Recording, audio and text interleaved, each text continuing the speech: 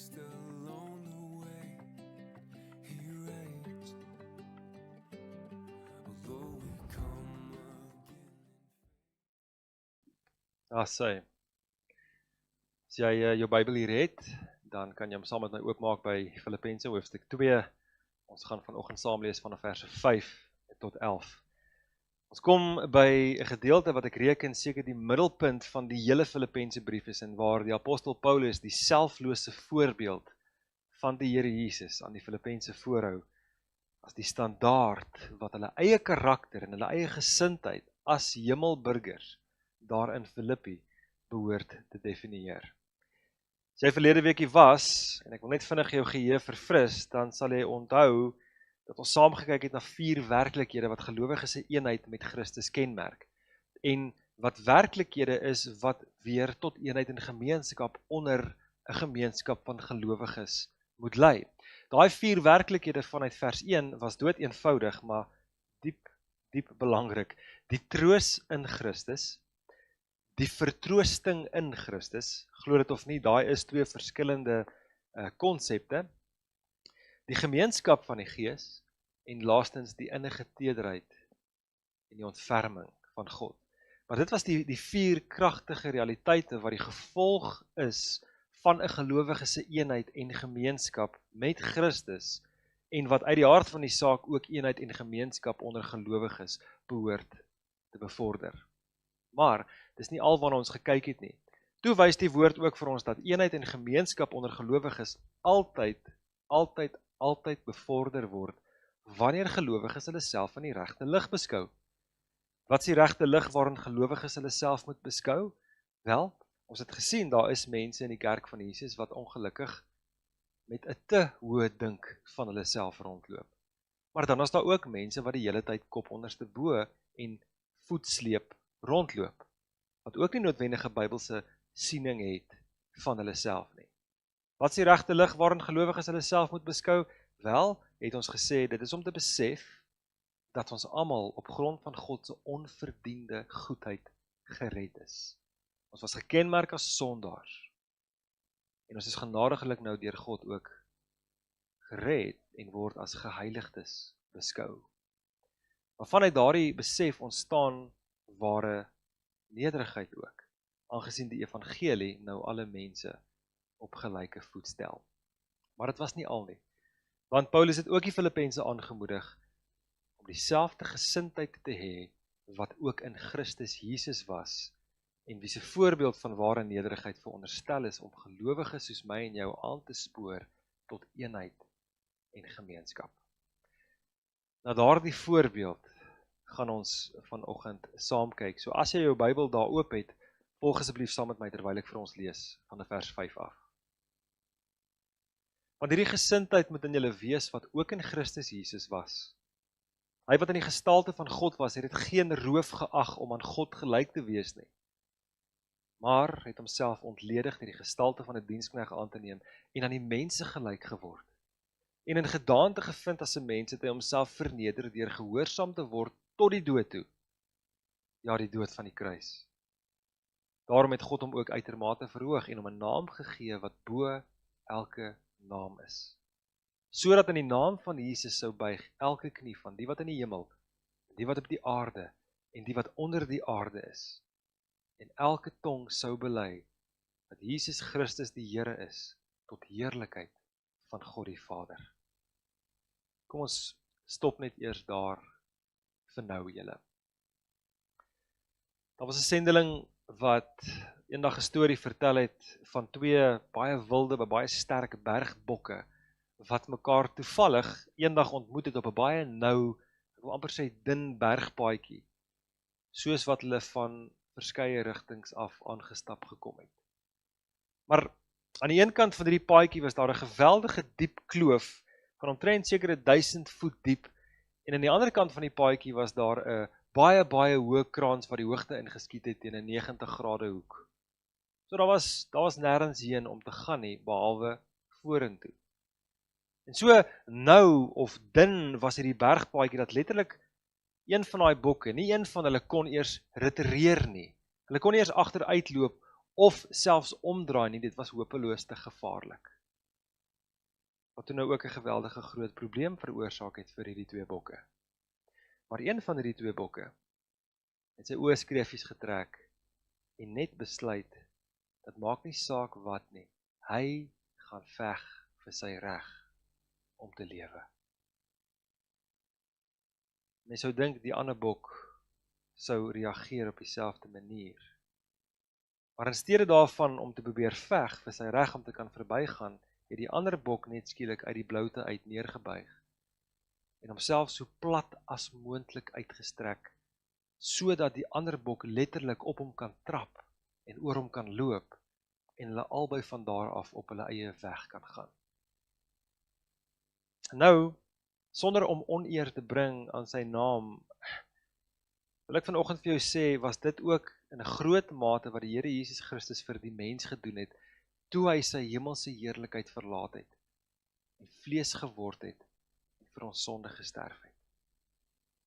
Hoekom gebruik ek daai illustrasie? Hoekom sê ek so? Wel, want vasgevang, vriende en familie, tussen die dodelike gevolge van sonde aan die een kant, en die heilige geregtigheid van God aan die ander kant, het die mens geen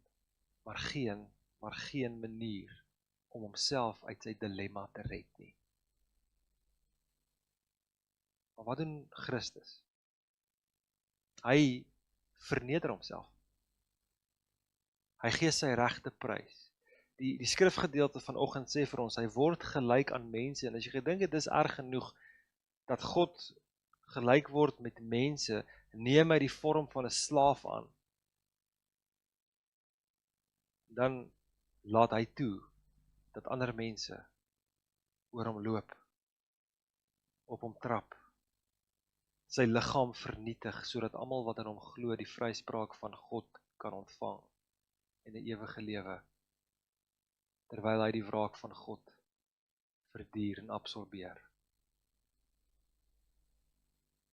En nou kom die apostel Paulus vanoggend in hierdie hartroerende oproep tot eenheid en gemeenskap onder die Filippense, want dit is wat dit is. Hy praat oor eenheid en gemeenskap. En hy wys vir hulle op Christus se voorbeeld, en hy sê in nie soveel woorde nie, kyk daar. Vers 5 van verlede week, hierdie gesindheid moet in julle wees, wat ook in Christus Jesus was. Dit is 'n vers daai wat ons herinner aan daai 4 realiteite waarvan ons verlede week gehoor het, maar wat dood eenvoudig opgesom kan word as wees in gesindheid soos Christus. En ek voeg baie spesifiek in gesindheid by, want dis net in gesindheid dat ek en jy werklik enigstens kan hoop om vir Christus na te boots, en nie in enigiets anders nie. Want Jesus Christus is God en nie ek en jy nie. Maar hier's die ding. Dit is juis wat Christus se oppervoorbeeld van selflose nederigheid so uitsonderlik maak. Dis juis omdat hy God is. En Paulus in vers 6 lig hierdie buitengewone gesindheid van Christus baie duidelik uit as hy skryf. Hy wat in die gestalte van God was, het dit geen roof geag om aan God gelyk te wees nie. En hier moet ons verstaan wat Paulus sê. Vriende en familie, ek wil jou net vanoggend herinner deur jou geheue te verfris en vir jou te sê dat voor Jesus se geboorte as mens al, hy reeds in die gestalte van God was. Moet dit nie vergeet nie. En om in die gestalte van iets te wees, is juis om die wese van daardie iets te besit. Ons praat nie vanoggend sommer net van enige iets nie. Ons praat hier van die lewende God. Jesus was in die gestalte van God. En lang voor sy geboorte as mens al, het hy saam met God die Vader en saam met God die Heilige Gees, as God die Seun, bestaan. Ons word herinner aan hierdie feit deur Johannes die Apostel, wat heel aan die begin van sy evangelie daai bekende woorde skryf, nê? Johannes 1 vers 1, in die begin was die woord, en die woord was by God, en die woord was God. Jesus het reeds bestaan in die ewigheid voor tyd. Maar so asemrowend soos wat daardie gedagte alleen is daar nog iets uitsonderlik waarvan ons moet kennis neem vanoggend, vriende en familie. En dit is dat God die Seun, die een wie nog altyd was, sy godgelyke bestaan nie beskou het as iets waarin hy moes vashou nie. Daarom sê vers 6 vir ons, hy het dit geen roof geag om aan God gelyk te wees nie. Wat beteken dit? Wel, dit beteken, vriende en familie, dat Christus nie soos 'n magsbehepte megalomaan of 'n grootkop aardse president of een of ander selfdienende diktator sy posisie van absolute gesag misbruik het tot sy eie voordeel nie. En hoe gewoond het ons geraak aan dit in die tyd waarin ons leef met mense in gesagsposisies? Maar nie Jesus nie. Inteendeel, Jesus se posisie van absolute gesag is nie iets wat bedreig kan word, of by Christus gesteel kan word, of wat by hom weggerokkel kan word nie. Hoekom nie? Want hy het hierdie posisie van gesag reeds besit, voor die grondlegging van die aarde al, in die ewigheid voor tyd al. En selfs toe hy mens geword het, en hier onder die mens gewandel het op aarde, was daar die posisie van absolute gesag nog steeds syne. En op aarde was Jesus baie goed bewus van daardie status. Hy het nie vergeet wie hy was toe hy hierdie gewandel het nie. Hy het presies geweet wie hy was. Ons lees in Johannes 5 vers 18 byvoorbeeld, dat die Jode met geweld vir Jesus wou doodmaak, juis omdat hy eerstens vir God sy eie Vader genoem het, en homself met God gelyk gestel het. Ja, wat 'n mens doen dit? Watter mens doen dit? Lewis in Mere Christianity, wat natuurlik 'n baie bekende boek is, maar ek wil dit net vinnig vir jou lees. Hy sê van Jesus, either this man was and is the Son of God, or else a madman or something worse. You can shut him up for a fool, or you can fall at his feet and call him Lord and God.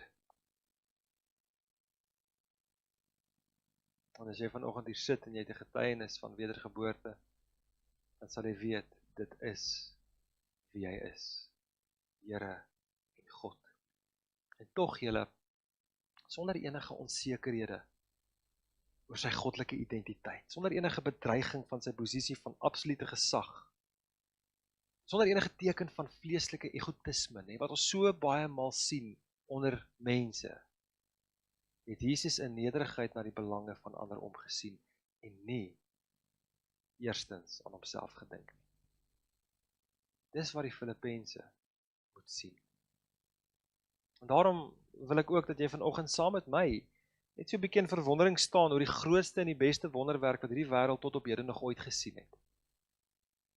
En dit is die menswording, of noem dit maar die vleeswording van die Seun van God.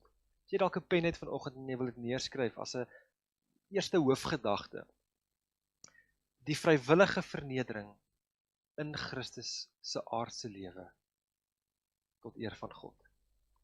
Paulus noem daar in vers 7 dat Christus homself ontledig het deur die gestalte van 'n diensknegt aan te neem en aan die mense gelyk geword.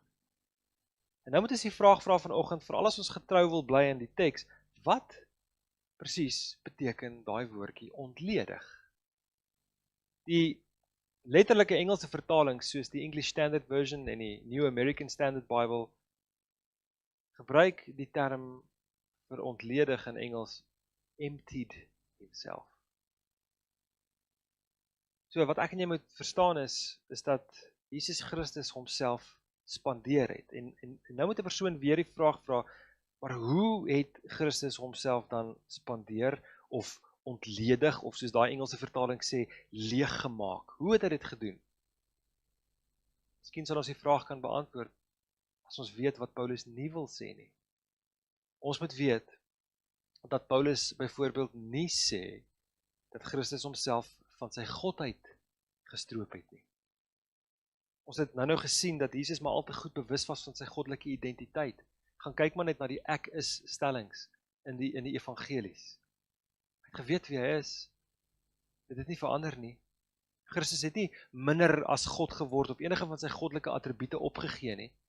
En Paulus sê ook byvoorbeeld glad nie in hierdie verse dat Jesus sy goddelike gestalte opgegee het nie. Verseker nie. Maar wat sê hy dan nou eintlik? Wel, wat Paulus wil beklemtoon as hy sê dat Jesus homself ontledig het, of spandeer het, of leeggemaak het, is dat hy vir 'n tyd sy regte as koning van die heelal eenkant geplaas het en opgegee het. En dit sluit onder andere in dat hy sy hemelse heerlikheid opgegee het, sy hemelse heerlikheid, hy is nog steeds God, dat hy homself vir 'n tyd in 'n menslike liggaam vasgekluister het, wat ek net kan dink verskriklik frustrerend moes wees, maar ook dat hy homself vir 'n tyd onderdanig gemaak het aan die Vader se gesag. So, hy het homself ontledig deur as 'n doodgewone Joodse babietjie gebore te word, in 'n krib, in 'n stal. Hy het 'n doodgewone aardse lewe geleef wat gekenmerk is deur lyding en verwerping. En hy was bestem om te sterf aan 'n bloedige houtkruis. Dit is hoe Jesus homself ontledig of spandeer het, of leeggemaak het tot eer van sy Vader en tot voordeel van ander. Maar wat ons ook nie uit die oog uit moet verloor vanoggend nie, is dat hy nie net sommer die menslike natuur nageboots het nie. Ek meen, dink jou dit gou in vir 'n oomblik, as Jesus, wat die verpersoonliking van waarheid is, as 'n kosmiese akteur, slegs net sy menslikheid nageboots het. Dit sou nie baie eerlik gewees het nie, sou dit. Maar Jesus is ook gelukkig nie. Wat ek en jy moet weet is dat hy ook waarlik mens geword het.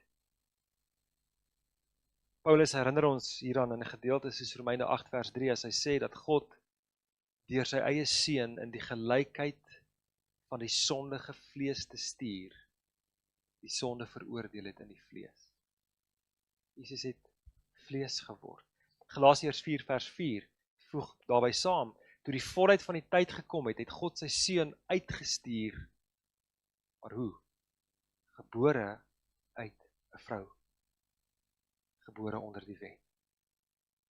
Ek voeg dit net vanoggend by as bewyse van Jesus se menslikheid, wat ons nie uit die oog uit moet verloor nie, maar ek wil tog sê dat die gewig agter hierdie verse waarmee ons vanoggend te doen het, nooit bedoel was om enige een van ons die mekaar te maak nie. Regtig nie. Regtig nie. Dis eintlik net geskryf om vir ons die onderdanigheid van Christus aan die perfekte wil van sy Vader te onderstreep. Dis veronderstel om my en jou vanoggend in aanbidding te laat staan van Jesus Christus. Daarby gaan ons nou weer hopelik uitkom, maar ek wil vir jou bysê vanoggend, so moeilik soos wat dit dalk kan wees om soms hierdie verse lekker te verstaan, selfs deur slim en geleerde teoloë in die geskiedenis van die kerk al. Moet ons bieg dat ons hier te doen het met 'n goddelike wonderwerk. En wonderwerke sal nie wonderwerke wees as die mens dit alles met logiese denke kon uitredeneer en begryp nie. Waarvoor ons kan vra is dat die Heilige Gees van God ons sal help om die gebede wat hier ter sprake is vanoggend in ons harte vas te maak, sodat ons dit kan aanvaar in die geloof vir wat dit is. 'n Wonderwerk.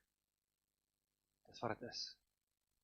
Dat die ewige lewende seun van God, wat nie sy goddelike status beskou het as iets waarin hy vir lewe en dood moes vashou nie, en een van die grootste optredes van selfopoffering, die wese van 'n slaaf aangeneem het, in onderdanigheid van sy Vader geleef het en gesterf het,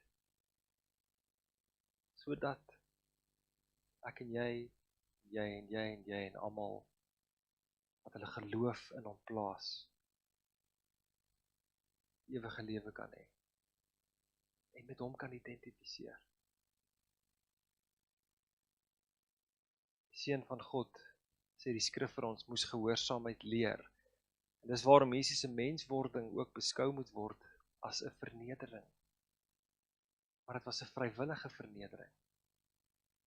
En al was dit 'n vrywillige vernedering, was dit 'n vernedering waarin hy sy motief baie duidelik gemaak het. Matteus 20 vers 28. Die Seun van die mens het nie gekom om gedien te word nie, maar om te dien en sy lewe te gee as 'n losprys vir baie.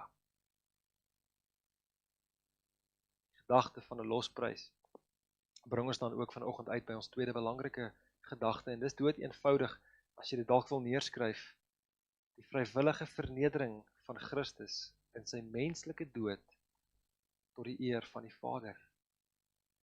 Paulus gaan aan in vers 8 as hy daar skryf, in gedaante gevind as 'n mens, het hy homself verneder deur gehoorsaam te word tot die dood toe.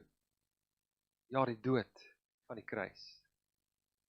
Julle, letterlik gesproke was die Romeinse kruisiging seker een van die wreedste sterftes, wreedste forme van doodstraf wat enige persoon kon beleef.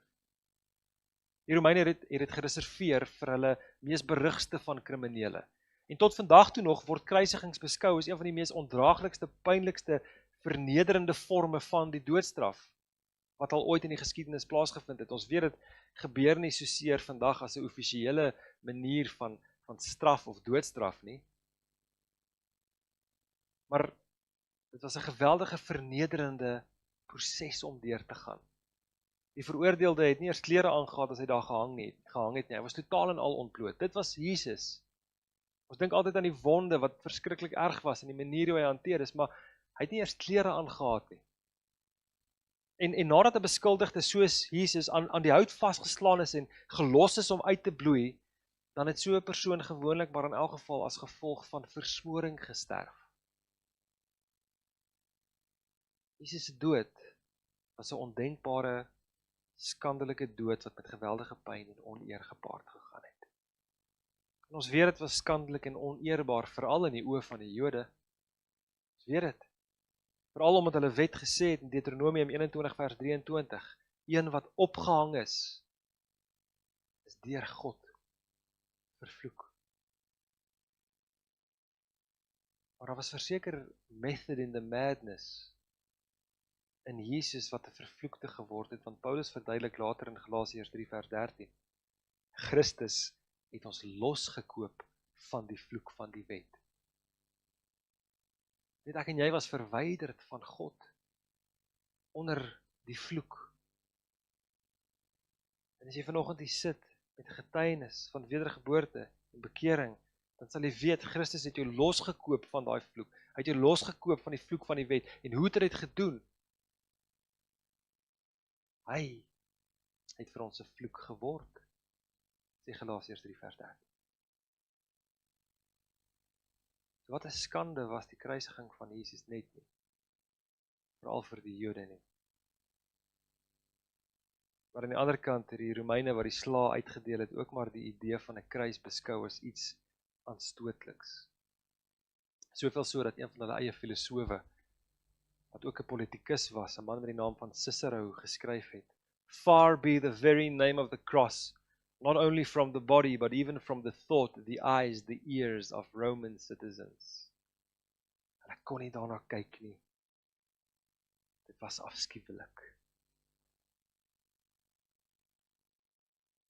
Jesus se kruisdood was 'n geweldige groot vernedering. Wat ek en jy moet verstaan, is dat die Here Jesus daardie vernedering met liefde gedra het. Want dit is die wil van die Vader dat dit sou gebeur. Dit is die wil van die Vader dat die perfekte offerdood van 'n perfekte lam van God vir die sonde van die wêreld aan 'n kruishout gebring moes word. Bloed moes vloei. Dat my dink aan Johannes die Doper se benaming van Jesus, as hy hom op 'n afstand sien aankom daar by die Jordaanrivier. Johannes sê, daar is die lam van God, wat die sonde van die wêreld wegneem. Jesus, die lam van God se sending, het ook van die begin af verband gehou met die Ou Testamentiese offerstelsel. Nêrens sien 'n mens dit beter as in die Hebreërsbrief nie. Gaan lees bietjie deur die Hebreërsbrief, daar sal jy die verhouding tussen die priesterlike ampt van Jesus en die Levitiese sisteem van die Ou Testament baie mooi sien. Maar daar aan die kruis gemeente het Jesus nie net die perfekte offer gebring vir sonde nie, maar hy was ook self die offer. Hebreërs 10 vers 10. Deur hierdie wil is ons geheilig deur die offer van die liggaam van Jesus Christus. Net eenmaal. net eenmaal. Die feit dat Jesus so groot offer gebring het in diens van God, gemeente, maak van Jesus priester. En hy's nie sommer net enige priester nie. Hy's 'n hoëpriester en hy's nie 'n priester volgens 'n aardse menslike maatstaf of orde nie. Hy's een uit 'n goddelike orde. Sy hele lewe was 'n offer in diens van God, maar veral ook so die offer van sy lewe aan die kruis, daar op Golgotha. Ons word herinner aan hierdie dubbele offer van Jesus. In Hebreërs 5 vers 7 tot 10, waar die skrywer vir ons eers herinner aan Jesus se lewe, wat 'n offer was, en dan herinner aan sy dood, wat 'n offer was, as hy sê, aan die dae van sy vlees, het hy gebede en smekinge met sterk geroep en trane aan hom geoffer, wat hom uit die dood kon red. En hy is ook verhoor uit die angs. Vers 8, hy, al was hy die seun, het gehoorsaamheid geleer uit wat hy gelei het. En nadat hy volmaak is, het hy vir almal wat hom gehoorsaam is, 'n bewerker van ewige saligheid geword en is deur God genoem 'n hoëpriester volgens die orde van Melchisedek, koning van geregtigheid. Maar dis vir daardie rede dat die Hebreërskrywer die gelowiges verder aanmoedig in Hebreërs 4 vers 14. Terwyl ons dan 'n groot hoëpriester het wat deur die hemele deurgegaan het, naamlik Jesus, die Seun van God, laat ons die belydenis vashou. Laat ons die belydenis vashou. Jesus het deur die hemele gegaan. Wat beteken dit? Dit beteken hy is nie meer dood nie. Hy was dood, maar hy lewe weer. God het vir Jesus opgewek, soos Handelinge 2 vers 33 getuig, waar hy met krag verklaar is as die Seun van God, volgens Romeine 1 vers 4. Hy leef. Hy het die dood oorwin. God het hom opgewek. Hy het deur die hemele gegaan. En hy sit aan die regterhand van die Vader. Wat ons dan ook vanoggend uitbring by ons derde hoofgedagte. Skryf dit gerus neer. Die Vader se verhoging van Christus na sy vrywillige vernedering. Kyk asseblief saam met my na vers 9 van ons skrifgedeelte vanoggend. Paulus skryf daar, daarom het God hom ook uitermate verhoog en hom 'n naam gegee wat bo elke naam is. En ek wil graag jou aandag vestig op daai woordjie in vers 9, daarom. Ons het nou gelees van Jesus se vernedering en nou lees ons van sy verhoging. En die belangrike skakel tussen daai twee gedagtes in vers 9 is die woordjie daarom. Vriende, familie, Jesus se vernedering het die gronde geword vir sy verhoging. Of om dit anders te probeer stel vir jou, dit was as gevolg van Jesus se perfekte gehoorsaamheid aan God, dat God hom uitermate verhoog het. En hom 'n naam gegee het, wat bo elke naam is. Nou die Hebreërskrywer weer, in Hebreërs 2 vers 9 sê, dat Jesus nou met eer en heerlikheid gekroon is, op grond van sy lyding en dood. En hy is waarlik gekroon met eer en heerlikheid. Vriende, familie, hy is toevertrou met die bestuur van die hele kosmos. Daar is aan hom 'n naam gegee wat bo elke ander naam is. Hy is, soos baie mense vandag getuig daarvan, en ek is bly dat ons meer hoor, hy is soos daar die woordjie kurios ook sê, die baas en die eienaar van die heelal. Want dit is wat die titel Here wil oordra. Dit is wie hy is. Hy sit nou op hierdie oomblik in die hemel aan die regterhand van God, van waar hy sal kom om te oordeel, sê daai belydenis ook vir ons, wat skriftuurlik is. Die wat nog lewe en die wat reeds gesterf het. Vers 10 bevestig, sodat in die naam van Jesus sou buig elke knie van die wat in die hemel, die wat op die aarde, die wat onder die aarde is. Dis iets vreesaanjaends uit vers 11 en 12. Ek en jy nie moet mis vanoggend. Dis eerder verse 10 en 11. Ek dink gou vir 'n oomblik, hoe vreesaanjaend is dit nie? Om te moet dink dat by die laaste oordeel, elkeen wat in die hemel en op die aarde en onder die aarde is, die knie sal buig, met 'n klem op sal. Of iemand daarteen wil protesteer of nie, buig, sal, hy of sy, buig. En of iemand in hierdie wêreld nou wil bely of erken dat Christus om een of ander rede volgens hulle eie estimasie nie God is nie, sal hulle eendag erken dat Jesus Christus die Here is tot heerlikheid van God die Vader. So die feit van die saak is, en dis wat ek wil beklemtoon, dat persoon nou reeds, nou al vir Jesus kan erken vir wie hy werklik is en in respons op wat God vir hom bied, 'n lewe van nederige toewyding aan God kan gaan leef. Nou al. Of hulle sal hom in elk geval later onder dwang by sy wederkoms moet aanbid vir wie hy werklik is. Al wil hulle nie. Dis nie meer baie ver nie. Maar dan sal dit al te laat wees. Dan sal dit al te laat wees. So, die vraag bly altyd, vir enigiemand wat miskien luister na hierdie opname, of enigiemand wat dalk sit hier vanoggend, is jy reg om hom te ontmoet? Ek bedoel, is jy reg? Rebelleer jou hart nog teenoor hom? Buig jy nie onder hom nie? Keer jou rug op hom. Hooghartig. Jy sien, hier is, ek dink wat Paulus ook vir ons wil sê uit hierdie gedeelte vanoggend, 'n baie goeie aanduider van of iemand reg is om hom te ontmoet, is juis 'n nederige gesindheid. Die gesindheid wat vir ons eintlik in hierdie paar verse so mooi uitgelig word. Christus se onderdanigheid aan die Vader.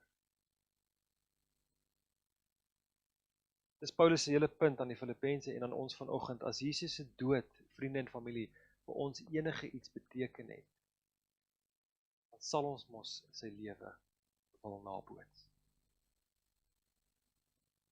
Syne was 'n lewe wat niks uit selfsug of uit ydelle eer gedoen het nie, maar in nederigheid ander hoër as homself geag het. Syne was 'n lewe wat nie na sy eie belange omgesien het nie, maar na die belange van ander. Terloops, dit is die woorde van die oproep van Paulus in vers 3 waarna ons laasweek gekyk het. Maar dit is die gesindheid wat in Christus is. En wat ons in verse 5 tot 11 vanoggend gesien het, is eintlik net die illustrasie van daai lewe. Maar my vraag aan myself en aan jou vanoggend is dood eenvoudig. Dood eenvoudig. Dink jy dat jy meer regte het tot wat jy dink joune is, as wat Jesus gehad het tot wat werklik syne was? Ek bedoel, daar's tog mos niks wat ek of jy verdien in hierdie lewe nie, is daar? Sê mos vir mekaar, dis alles genade. Dit nie alles genade nie, dit is. En is jammer om te moet erken vandag, dat daar in die kerk van Jesus ongelukkig so baie mense is, wat net aanspraak maak op wat hulle dink hulle verdien. En hoe ver hulle sal gaan om te kry wat hulle dink hulle verdien. Maar in die proses stel hulle self op 'n hoër vlak as Christus self.